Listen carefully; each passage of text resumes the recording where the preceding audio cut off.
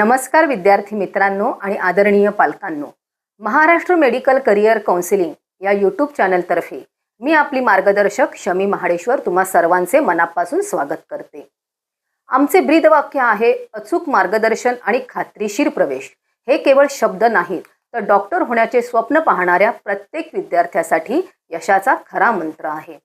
पालकांनो आणि विद्यार्थ्यांनो, एक गोष्ट नेहमी लक्षात ठेवा की MBBSची प्रवेश प्रक्रिया ही केवळ तुमच्या नीट परीक्षेच्या गुणांवर अवलंबून नसते. हा प्रवेश प्रवर्गाच्या म्हणजेच कॅटेगरीच्या आणि कोट्याच्या अचूक गणितावर आधारलेला असतो. प्रक्रियेतील एक चुकीचा अंदाज तुमची हक्काची संधी हिरावून घेऊ शकतो. म्हणूनच योग्य वेळी घेतलेले अचूक मार्गदर्शनच तुमचे भविष्य सुरक्षित करते. आता आपण समजून घेऊया की नीट परीक्षा संपूर्ण भारतासाठी एकच असली तरी प्रवेश प्रक्रिया प्रामुख्याने 2 महत्त्वाच्या स्तरांवर विभागलेली आहे. यातला पहिला स्तर म्हणजे 15% ऑल इंडिया कोटा, ज्याला आपण AIQ कोटा म्हणतो. या कोट्याची संपूर्ण प्रक्रिया मेडिकल काउन्सिलिंग कमिटी म्हणजेच MCC मार्फत राबवली जाते. यामध्ये देशातील सर्व सरकारी कॉलेजेसच्या 15% जागा, सर्व डीम युनिव्हर्सिटीज तसेच एम्स, जिपमर, AMU आणि BHU यांसारख्या केंद्रीय संस्थांमधील 100% जागांचा समावेश होतो. प्रवेशाचा दुसरा स्तर म्हणजे 85% स्टेट कोटा. महाराष्ट्रात ही प्रक्रिया CET सेलमार्फत राबवली जाते. यामध्ये आपल्या राज्यातील सर्व सरकारी आणि खाजगी अशा दोन्ही प्रकारच्या मेडिकल कॉलेजेसचा समावेश होतो. आता आपण 2025-26च्या अंदाजानुसार ऑल इंडिया कोट्यातील जागांचे गणित पाहूया. या कोट्यांतर्गत सरकारी कॉलेजांमध्ये सुमारे 9,000 जागा उपलब्ध आहेत आणि येथे केवळ केंद्राच्या आरक्षणाचे नियम लागू होतात. यात खुल्या प्रवर्गासाठी म्हणजेच ओपनसाठी 40.5% आरक्षण असून साधारण 3,645 जागा उपलब्ध आहेत.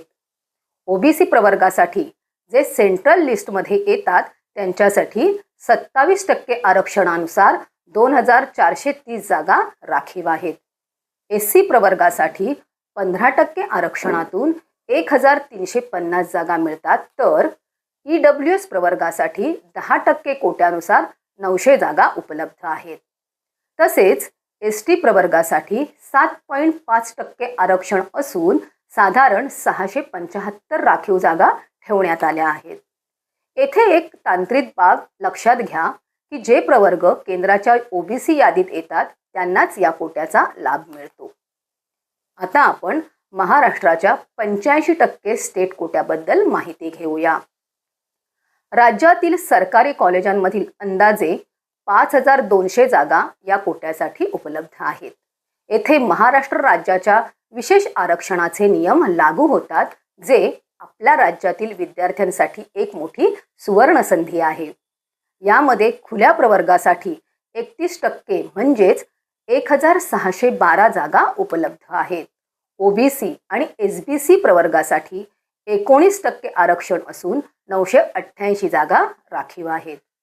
SC प्रवर्गाला 13% आरक्षणातून 676 जागा मिळतात.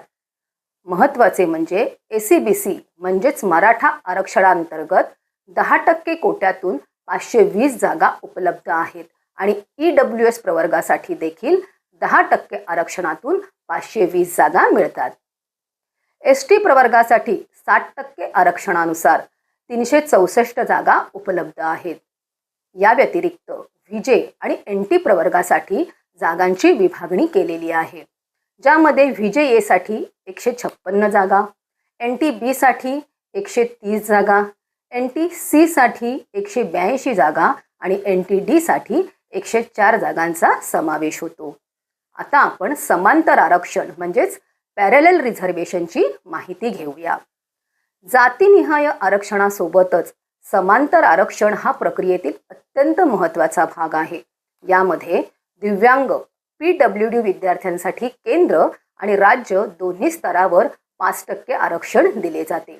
याशिवाय महाराष्ट्र राज्यात इतर काही आरक्षणे आहेत, ज्यामध्ये महिलांसाठी 30%, सैनिकांच्या मुलांसाठी म्हणजेच डिफेन्स कोट्यासाठी 5% आणि डोंगराळ भागातील म्हणजेच हिली एरिया विद्यार्थ्यांसाठी 3% आरक्षण समाविष्ट आहे. येथे एक महत्त्वाचा तांत्रिक नियम लक्षात ठेवावा लागेल. जर या समांतर आरक्षणासाठी पात्र उमेदवार उपलब्ध झाले नाहीत तर त्या जागा रिक्त न ठेवता त्याच सामाजिक प्रवर्गातील इतर सर्वसाधारण उमेदवारांना नियमानुसार दिल्या जातात. काही विद्यार्थी व पालकांनी सातत्याने आमच्याकडे महाराष्ट्रातील समांतर आरक्षणाचे प्रकार व निकष त्याची सविस्तर माहिती द्यावी याबाबत विचारणा केली होती. त्यामुळे अशा विद्यार्थी व पालकांसाठी आम्ही महाराष्ट्रातील समांतर आरक्षणाची सविस्तर माहिती या व्हिडिओमध्ये देत आहोत, जे अनेक विद्यार्थ्यांसाठी फायदेशीर ठरेल. तुमच्याकडे या संदर्भात आता सर्टिफिकेट नसतील तर नीटचा रिझल्ट लागेपर्यंत ही सर्टिफिकेट उपलब्ध करून ठेवा. महाराष्ट्रातील समांतर आरक्षणामध्ये सर्वात महत्त्वाचे टप्पे. महिला आरक्षण 30%. प्रत्येक सामाजिक प्रवर्गातील उदाहरणार्थ ST, SC, VJ, NT, open, OBC, SBC, ACBC अशा सर्वच संवर्गात एकूण जागांपैकी 30% जागा महिलांसाठी राखीव असतात. यासाठी वेगळ्या अर्जाची गरज नसते. केवळ अर्जात फिमेल असा उल्लेख पुरेसा असतो. दिव्यांग आरक्षण 5%. शारीरिक अपंगत्व असलेल्या विद्यार्थ्यांसाठी हे 5% आरक्षण आहे. त्यासाठी NMCने अधिकृत केलेल्या केंद्राचे उदाहरणार्थ मुंबईतील JJ हॉस्पिटलचे प्रमाणपत्र अनिवार्य असते. सैनिक प्रवर्ग आरक्षण 5%. ज्यांचे पालक आजी किंवा माजी सैनिक आहेत त्यांच्यासाठी हे आरक्षण आहे. यामध्ये 3 प्रकार आहेत. D1 महाराष्ट्राचे रहिवासी असलेले माजी सैनिक. D2 महाराष्ट्राचे रहिवासी असलेले सध्या सेवेत असलेले सैनिक. D3 परराज्यातील रहिवासी पण सध्या महाराष्ट्रात कार्यरत असलेले सैनिक. यासाठी सैनिक कल्याण बोर्ड यांच्याकडील प्रमाणपत्र अनिवार्य असते. डोंगराळ भाग आरक्षण 3%. शासनाने घोषित केलेला डोंगराळ भाग म्हणजेच हिली एरियातील क्षेत्रातील विद्यार्थ्यांसाठी हे 3% आरक्षण आहे. यासाठी त्या क्षेत्राचा रहिवासी दाखला आणि 10वी 12वी तिथूनच पूर्ण करणे आवश्यक आहे. यासाठी तहसीलदाराकडील प्रमाणपत्र अनिवार्य असते. अनाथ आरक्षण 1%. अनाथ प्रमाणपत्र ऑर्फॅन सर्टिफिकेट असलेल्या विद्यार्थ्यांसाठी एकूण जागांपैकी 1% जागा राखीव ठेवल्या जातात.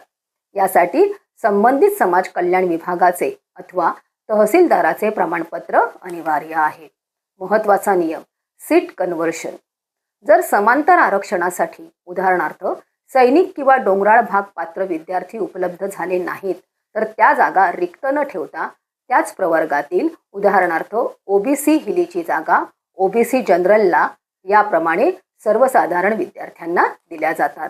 पालकांनो, ही आकडेवारी स्पष्ट करते की ज्या विद्यार्थ्यांकडे ACBC, VJ, NT किंवा राज्यातील OBC अशी प्रमाणपत्रे आहेत त्यांनी महाराष्ट्राच्या 85% कोट्यावर अधिक लक्ष देणे फायद्याचे ठरेल. कारण ऑल इंडिया कोट्यात त्यांना या सर्व आरक्षणांचा पूर्ण लाभ मिळत नाही.